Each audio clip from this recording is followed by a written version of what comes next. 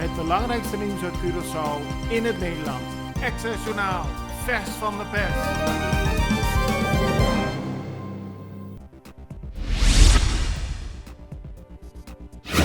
De Raad van Advies ontraadt de Curaçaose regering om de nieuwe versie van het COHO te ondertekenen. Het COHO betreft het Caribisch Orgaan voor Hervorming en Ontwikkeling. De eerste versie van het COHO werd ook al door de Raad van Advies ontraden en ook door de Raad van State in Nederland. Beide instituten vonden dat de versie van het COHO te veel van de autonomie van de landen Curaçao, Aruba en Sint Maarten zou innemen. Deze nieuwe versie voldoet echter ook niet aan de voorwaarden die gesteld kunnen worden aan een Caribisch orgaan, aldus de Raad van Advies. Parlementariër voor de partij CEM, Michelangelo Lo Martinez, is van mening dat de nieuwe versie van het COHO de prullenbak in moet. Hij reageert daarmee op het advies van de Raad van Advies aan de regering van Curaçao om de COHO niet te tekenen. Martinez maakte al eerder bezwaar tegen de wijze waarop staatssecretaris Knops de COHO er volgens hem probeert door te drukken. We staan met de rug tegen de muur en nu accepteren we alles, maar we moeten ons goed afvragen of het COHO wel goed voor Curaçao is, aldus Martinez. Na Colectra, nós toma tempo para servir ora com mais de comunico. Llama-nos centro de cliente na telefone 0800 035 de jaluna para Jabierne voor die setor de mente te com setor de noite para turno serviço nan of patrãozita. Se você transita para Chasabra, também por hora. Por escolher para trabalhar, riba aqualectra.com e aproveitar a mesura, põe o documento na cerca para visita cerca nós, vai mais fácil.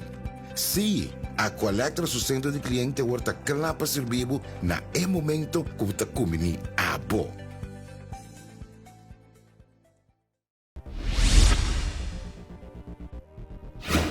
Dit weekend stortte het dak in Otrobanda. Als gevolg daarvan dreigen de beroemde muurschilderingen in Otrobanda te verdwijnen. Die zijn gemaakt door Ras Elijah en geven zijn persoonlijke visie op 30 mei 1969. Louis Hilgers doet vandaag een oproep in de Extra om te zorgen dat de muurschilderingen geconserveerd kunnen worden. Afgelopen weekend zijn 43 uitgaansgelegenheden op Curaçao gecontroleerd. Bij één zaak vond er een optreden plaats zonder dat daarvoor een vergunning was afgegeven, dus dat concert werd stilgelegd. Verder werden bij 2 zaken, 1 in Hoenderberg en 1 in Roosevelt, de deuren gesloten. Toen bleek dat het personeel de klanten bediende zonder mondkapje.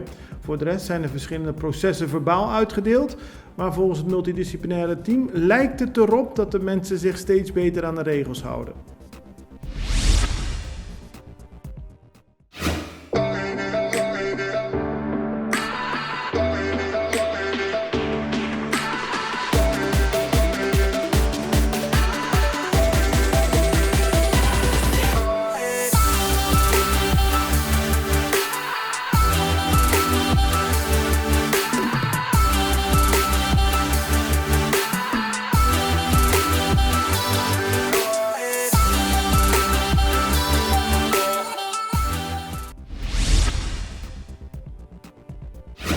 Op Curaçao zijn dit weekend meer dan 3400 mensen getest op corona.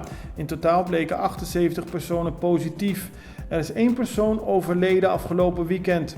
Tot nu toe zijn er op Curaçao nog 447 actieve gevallen en in het ziekenhuis liggen 33 coronapatiënten. 18 daarvan liggen op de intensive care, wat nog steeds een relatief hoog aantal is. Oud-minister-president van Curaçao en huidig leider van Pepe Soberano, Ben Whiteman, heeft dit weekend een oproep gedaan aan de Curaçaose regering. Er moet volgens hem alles aan worden gedaan om te zorgen dat de Curaçaose raffinaderij weer gaat draaien. Alleen dan kunnen we een economische opleving weer bewerkstelligen, aldus Whiteman.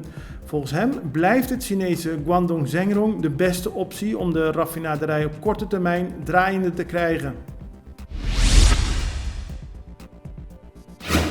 Curaçao heeft de afgelopen periode weer veel regen te verwerken gekregen en dat zorgde voor veel verkeersoverlast. De Extra plaatst vandaag foto's van de situatie van de rooien in Salinha en die blijken bijna allemaal vol met vuilnis te liggen. Als dat niet wordt opgeruimd, krijgen we bij een volgende hevige regenval weer verkeersproblemen, aldus de Extra, die daarmee een oproep doet om de situatie in Salinha op te knappen. Het belangrijkste nieuws uit Curaçao in het Nederland. Extra Journaal, vers van de pers.